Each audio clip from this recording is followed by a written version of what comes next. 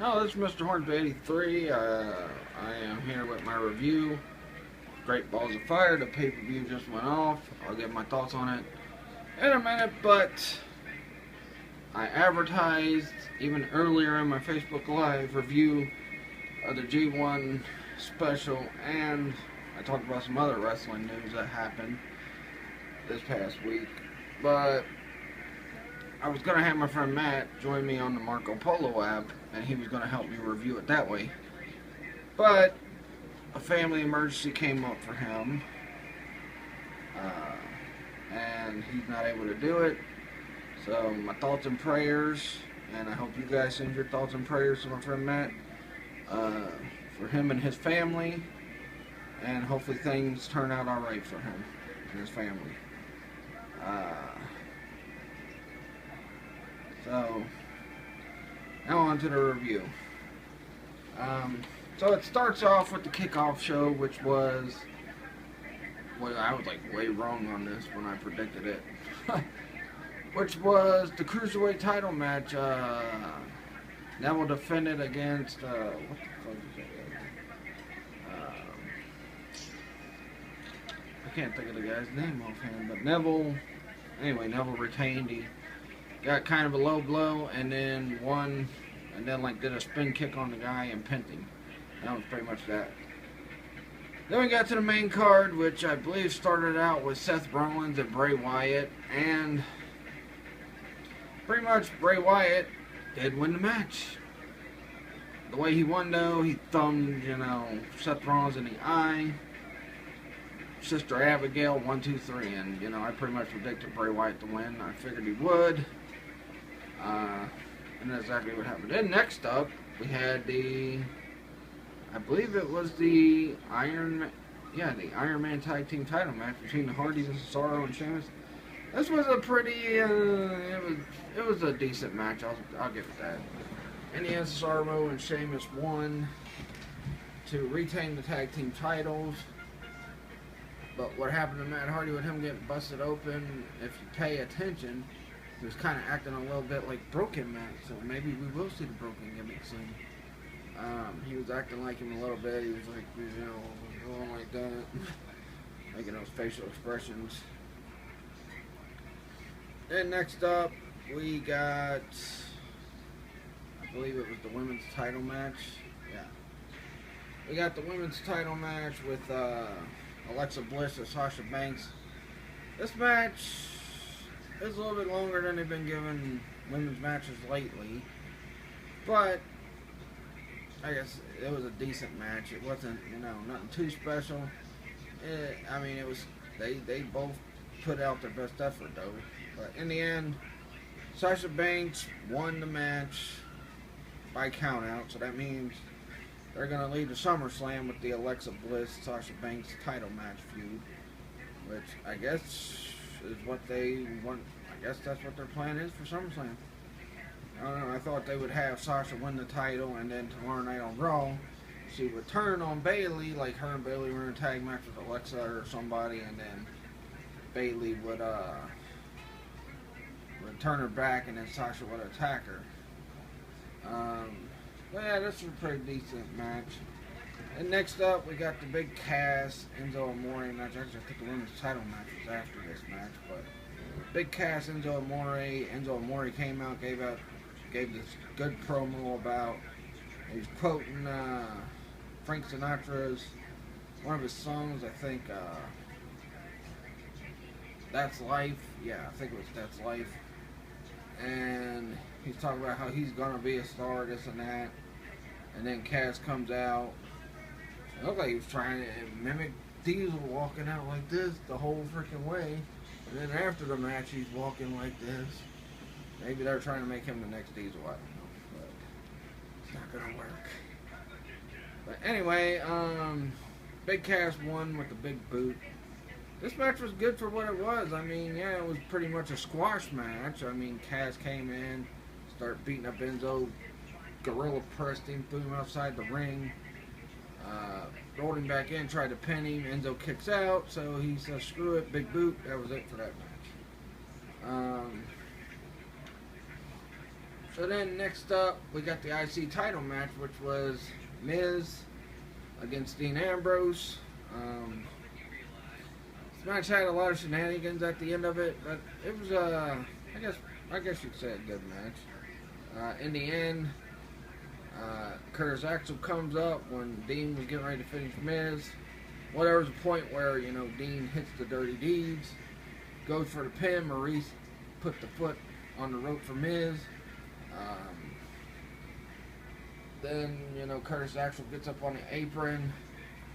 Dean Ambrose grabs him, pulls him in the ring, starts beating him, and was going to beat him up, but the ref was, like, dealing with Curtis Axel, so Curtis Axel, while he was doing that, on Curtis Axel, we get Bo Dallas come up, punch him in the back of the head, Miz hits Skull Crusher finale. That was that. Thank God Miz retained the Intercontinental title, because Dean Ambrose did not do anything with that freaking title, honestly. It was just, it was like a terrible run for Dean with that belt, like the U.S. title. Then next up, we got the big ambulance match, and we might have just witnessed a double turn here. We'll see what happens tomorrow on Raw. I will watch the opening segment, and that'll probably be all I watch of it. But,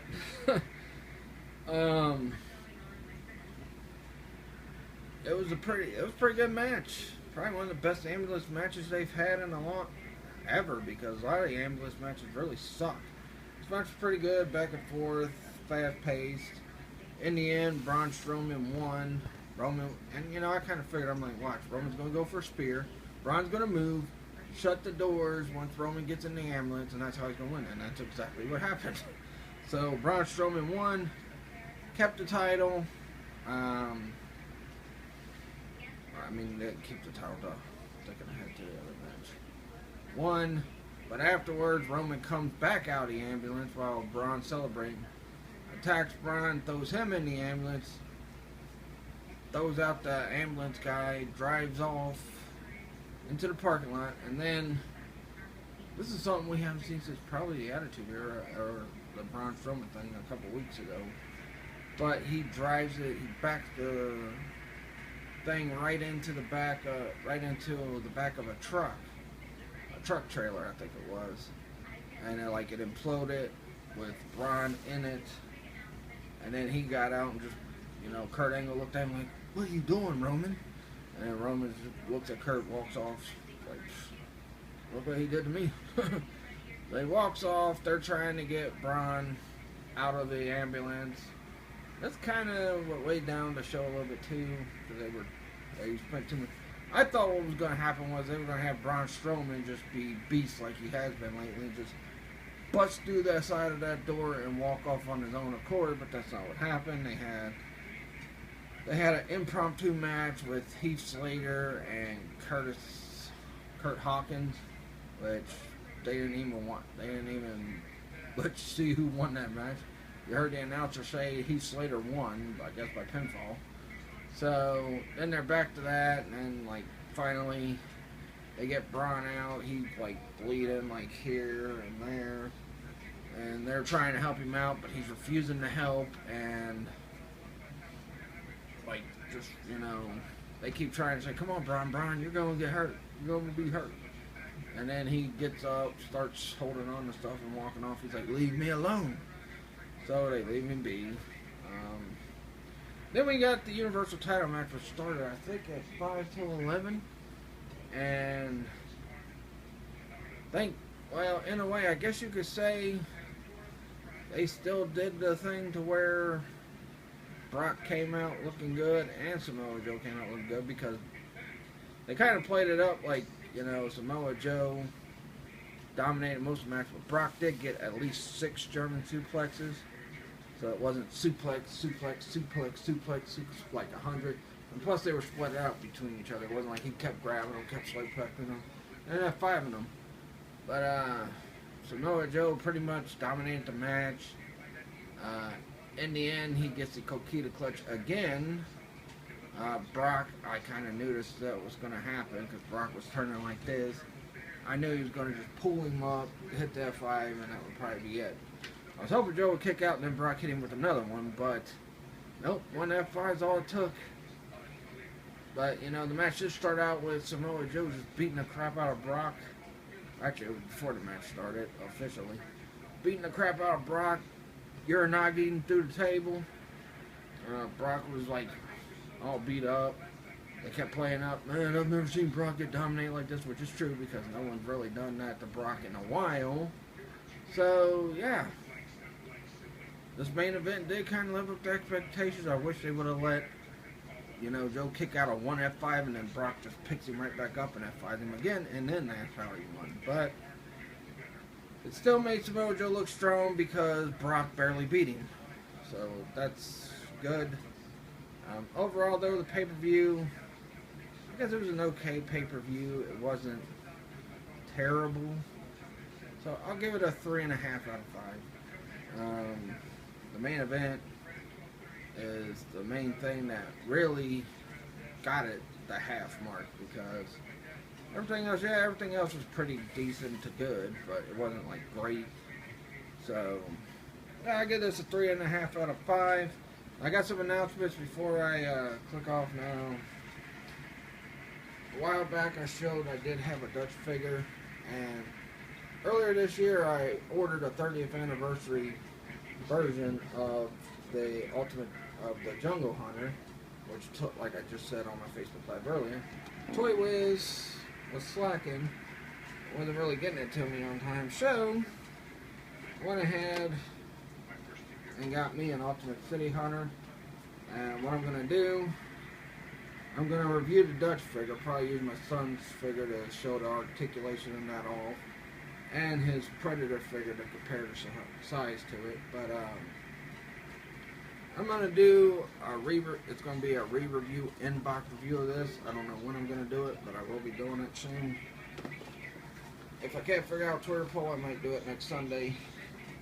But also, whenever my City Hunter comes in, which the last date it's due to be in is probably this Friday, so I'll probably do an unboxing video, have my son James join me for that, and help me unbox it. The wrestling figure one can't because we got a lot of, you know, special trips planned for this month, like the Holiday World, Virginia one, West Virginia, my sister's baby shower, which was a gender-friendly one, and all that. But that'll do it, probably till this Wednesday. Please like this video, leave a comment, subscribe for more. Hit that bell to get notified when I do a new video. Follow me on my Facebook fan page, Mr. 183 Topics. Like I said, I just did a Facebook Live and 3 written reviews of the Toonami animes on there. You can go check those out after this video. Follow me on Twitter at Mr. Hornsby83, and if I am able to figure out how to put the poll up on Twitter, I'll have it up probably the middle of the week. Peace out.